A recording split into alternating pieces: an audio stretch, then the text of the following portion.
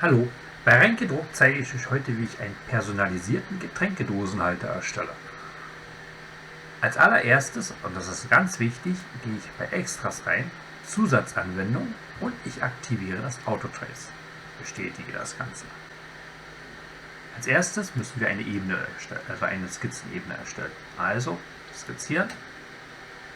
Jetzt haben wir dieses, jetzt gehen wir wieder auf Extras, skizzieren, Skizzenbild und wählen unsere Skizze aus. Öffnen das Ganze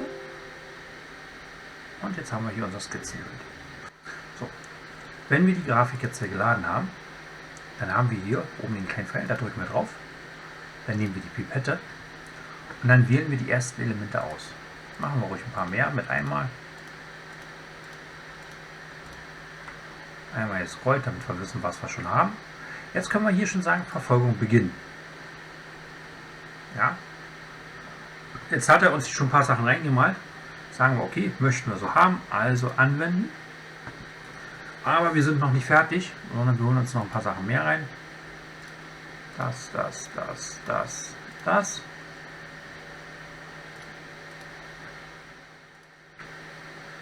So, wieder Verfolgung beginnen. Hat er uns wieder schön ausgemalt. Wollen wir auch wieder so übernehmen. Also anwenden. Und jetzt nehmen wir noch die letzten Elemente mit dazu. Die Pipette wieder genommen. 2, 3, 4. Und diese 10 hier auch noch. Haben wir alle. Verfolgung beginnen. Sieht auch sehr schön aus. Und wieder anwenden. So, jetzt haben wir quasi ein komplettes Skizzenbild, so wie es aussehen sollte, mit nur einem kleinen Fehler drin. Damit können wir leben. Bestätigen das Ganze.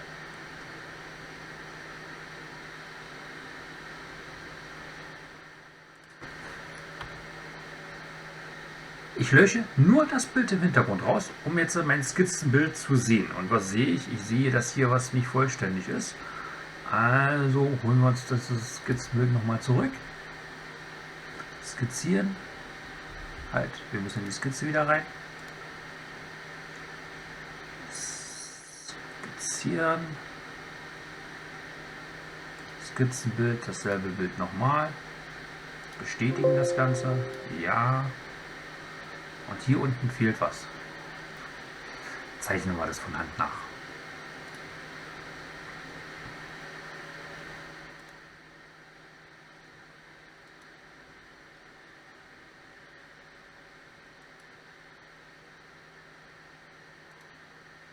So. Ja, wir schon runtergezogen den Bogen hier. Ja. Ja. Einen weiteren Bogen noch schnell reingefügt hier. Eingefügt.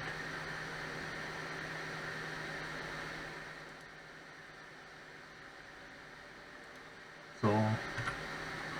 Und noch eine Linie, um die Sache zu schließen. So. So. Theoretisch habe ich jetzt die Skizze komplett fertig. Bestätige das Ganze.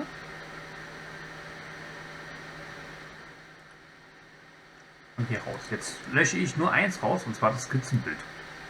Also das Bild hinten dran. So, ich habe jetzt nur eine Skizze, die komplett geschlossen ist. Das heißt, ich muss jetzt alle diese Skizzen mal kurz nacharbeiten. Meistens ist es aber kein Nacharbeiten, sondern einfach wirklich bloß, also ich mache es mir dann meistens einfach, gucke nach, wo kann ich was reinnehmen und wieder raus, also was rausschmeißen und wieder reinlegen, und schwuppdiwupp macht SolidWorks dann automatisch eine komplette Skizze draus. Und hier machen wir das genauso.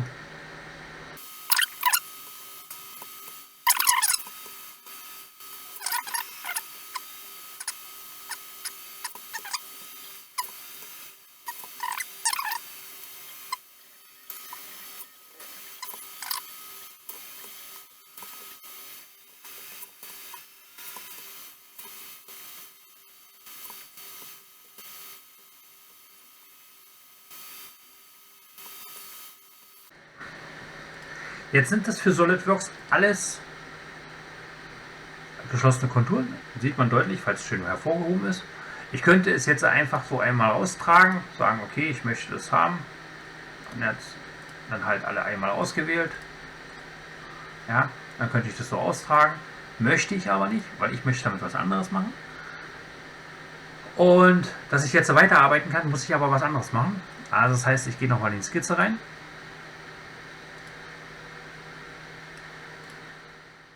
So, in die Skizze rein.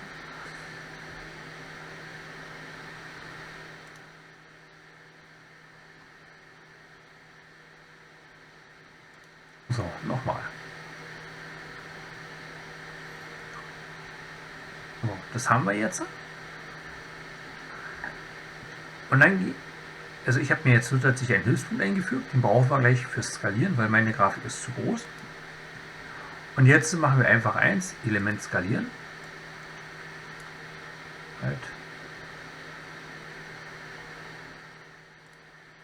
Wir wählen unsere Grafik einmal komplett aus. Und wir wählen den Punkt aus, über den wir skalieren möchten.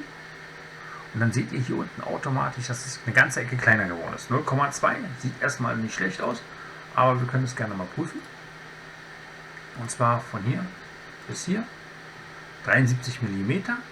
Ich habe gesagt, ich habe 70 mm möchte ich das gerne haben, also skaliere ich das Ganze nochmal. Also gehen wir wieder rein. Skalieren. Das wäre alles das, was wir skalieren wollen. Kommt hier rein. Hat die Hälfte bloß mitgenommen. Die und die wollen wir auch haben. Das ist der Punkt, um den ich es skalieren möchte. Und jetzt nochmal 0,2 wäre verkehrt. Jetzt mache ich mal 0,95. Bestätige das Ganze. Und ich prüfe nochmal. Wie hoch sind wir jetzt? Von hier bis hier. 69,73. Das ist genau die Größe, die ich haben wollte. So, jetzt habe ich jetzt meine Skizze schon fertig. Das hake ich jetzt erstmal ab und speichere das auch ab. So, speichern und 3D-Objekte reingedruckt. Neuer Ordner, Becher.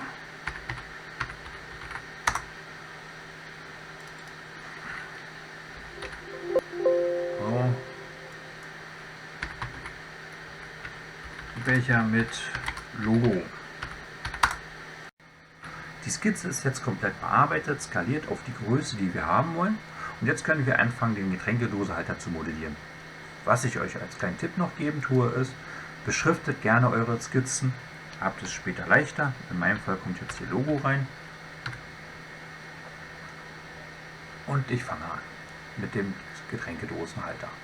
Ich nehme jetzt die Ebene von oben, auch die Draufsicht. Und dann sehe ich hier meine Draufsicht.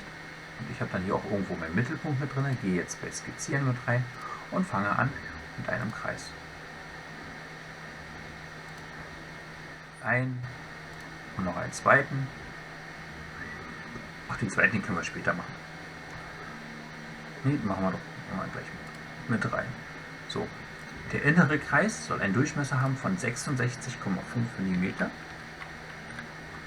und der äußere Kreis soll 2 mm mehr haben. Also Steuerungstaste den Innenkreis, Steuerungstaste festgehalten auf den äußeren Kreis und 2 mm. So. Wenn wir das jetzt haben, können wir hier auf Futures gehen, austragen und wir sagen, wir möchten das Ganze 70 mm nach oben haben. So. 70 wird ein bisschen wenig sein, also machen wir 75. Sieht schon besser aus. Bestätigen das Ganze.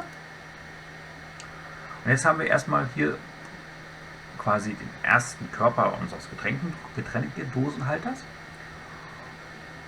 Und jetzt machen wir was ganz Einfaches, und zwar gehen wir auf Umwickeln, bestätigen, wählen die Skizze aus, die wir mit umwickeln möchten. Die Fehlermeldung kommt übrigens nicht, wenn ihr die Skizze direkt angewählt habt vorher. Und jetzt fragt ihr euch nur, auf welche Fläche möchtet ihr das übertragen. Klickt ihr die Fläche an. 4 mm ist in der Hinsicht ein bisschen viel. Machen wir mal 1 mm, reicht vollkommen aus. Bestätigen das Ganze. Und jetzt habe ich hier das Logo drauf.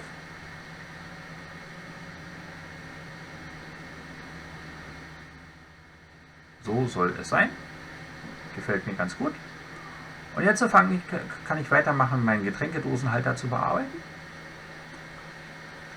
Und zwar fange ich jetzt hier bei der Ebene hier oben an. Gehen wir wieder rein, Skizze.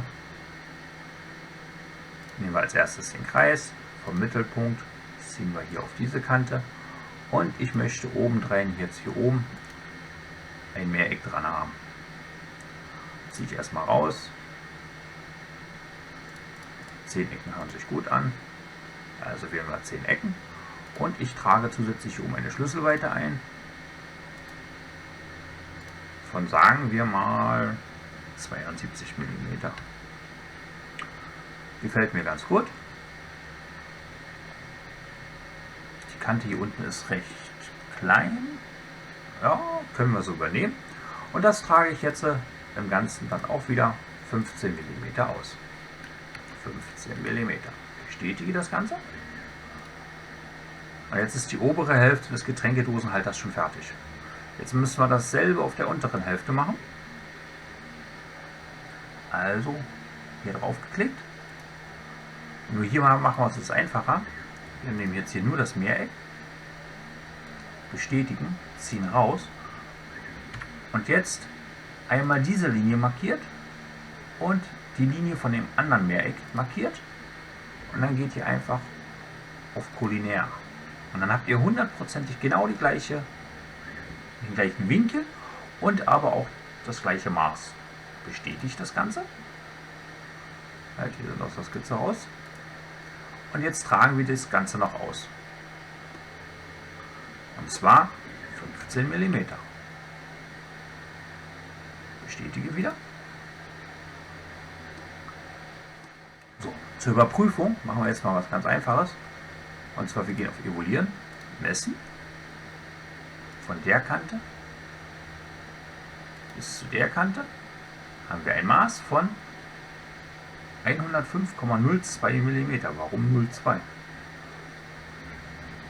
Halt 105 mm ist der genaue Abstand. Also perfekt. So.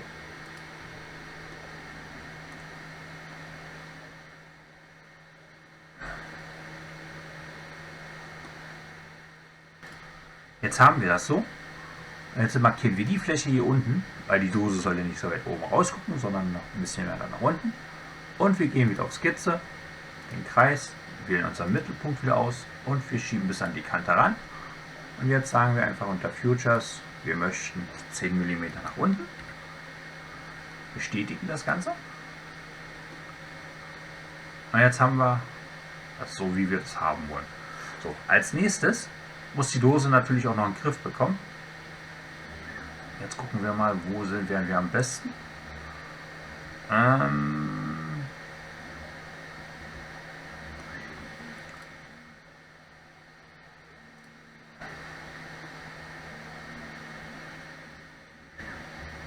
müssen wir eine Kleinigkeit verändern.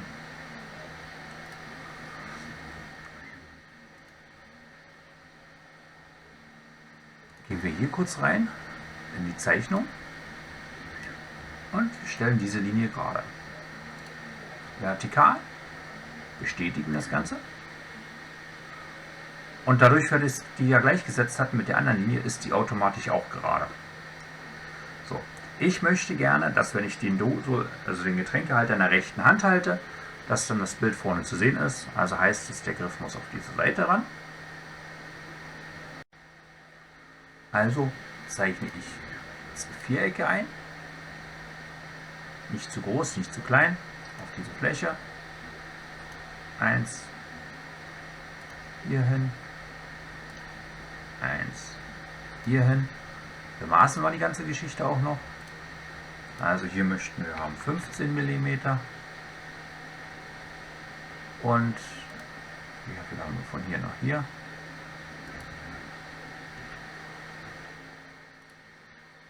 Äh, 23,39.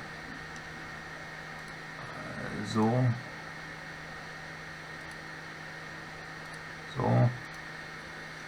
Ganz einfach wieder, Klammer auf, 23,39 minus 15, Klammer zu, geteilt durch 2.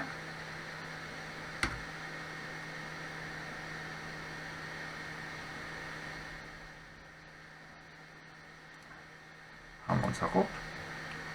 Wir haben uns verguckt. Nochmal. 23,39. Da habe ich mich vertippt. Nochmal. Klammer auf. 23,39 minus 15. 15, Klammer zu, geteilt durch 2. Sieht schon besser aus. So, und das hier möchte ich haben 10 mm. Und desto größer das ist, desto mehr Platz habt ihr nachher für eure Hand.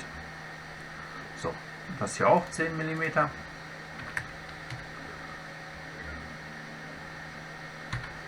Und das mit dem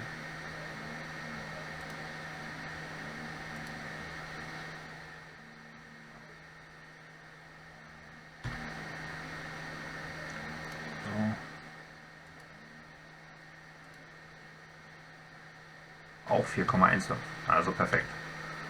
So, wenn wir das jetzt so haben, ist meine Skizze noch nicht voll definiert.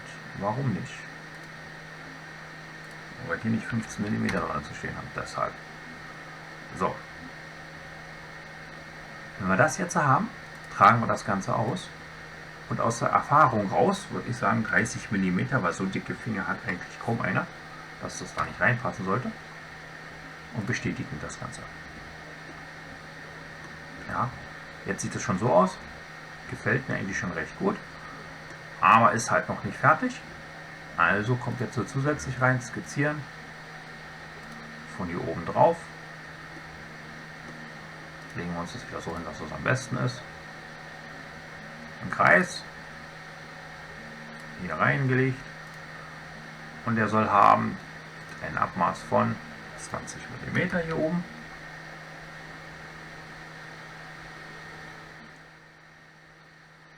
Ja. Nee, 20? Das war die 20. Und es muss natürlich auch mittig stehen. Also 7,5. Und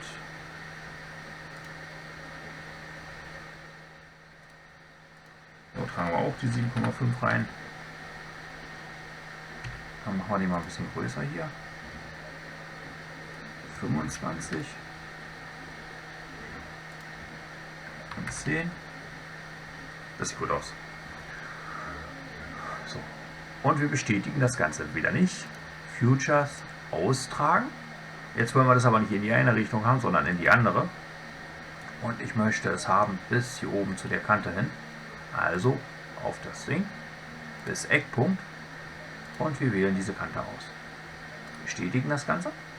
Und jetzt ist das Ding hier wunderbar komplett bis oben hin reingezimmert. Als nächstes wählen wir diese Fläche aus. Und wir sagen wieder skizzieren.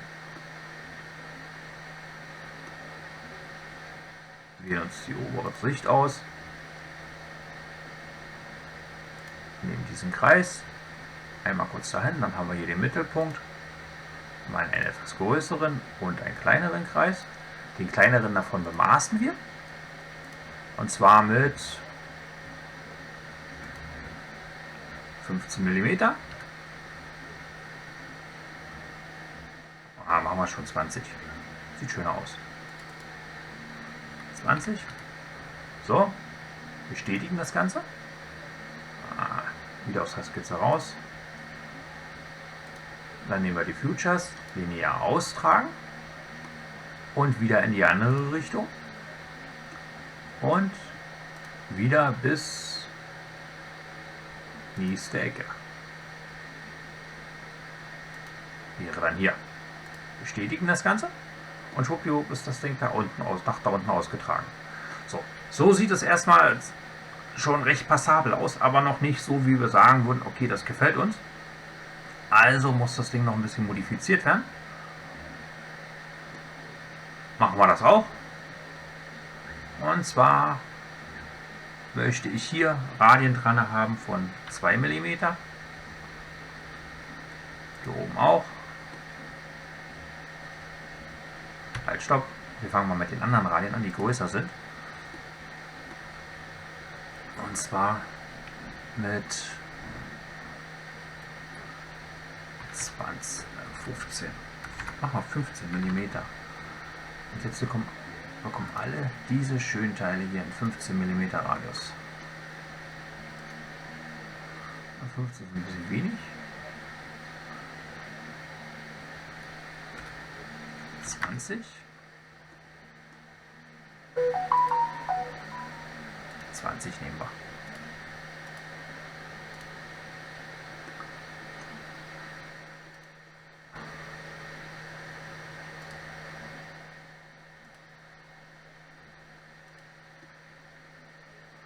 So, wenn wir das oben haben, machen wir das selber auch unten.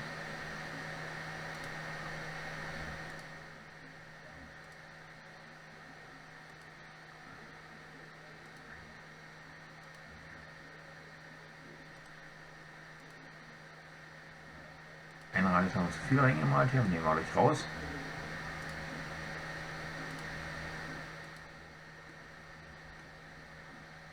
Das ist dieser. So, hier haben wir noch einen vergessen. Sieht schon mal ganz gut aus. Und hier machen wir auch 20 mm rein.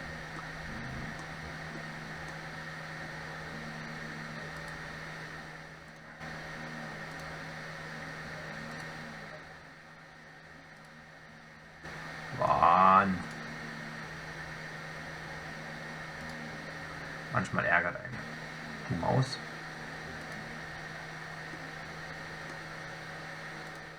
Oh, jetzt haben wir hier einen 20 mm Radius drin. Und damit es hier oben dann auch noch ein bisschen schöner aussieht, machen wir hier einen etwas größeren Radius oder einen kleineren Radius. Oder gar keinen Radius rein. Lassen wir so stehen. Hier kommt ein Radius rein, da muss einer rein. Aber nicht so groß. Verrunden. Und zwar mit 2. Also die Fläche angeklickt. Hat er alles gleich mitgemacht. Und die Fläche angeklickt. So, hat er alles gleich mitgemacht. Was ich hier aber oben möchte ich jetzt nicht komplett mit haben. Also bestätige ich das erstmal. Und oben möchte ich es ein bisschen anders haben. Und zwar möchte ich oben einen asymmetrischen Radius haben. Das heißt, wenn ich jetzt hier die Fläche anklicke, die eine Seite, die möchte ich auf 2 haben und die möchte ich auf 5 haben.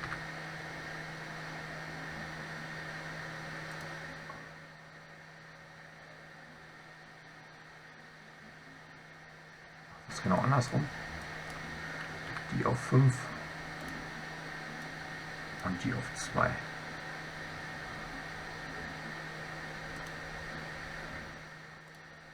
So. Ja, können wir auch 6 machen. Oder 7.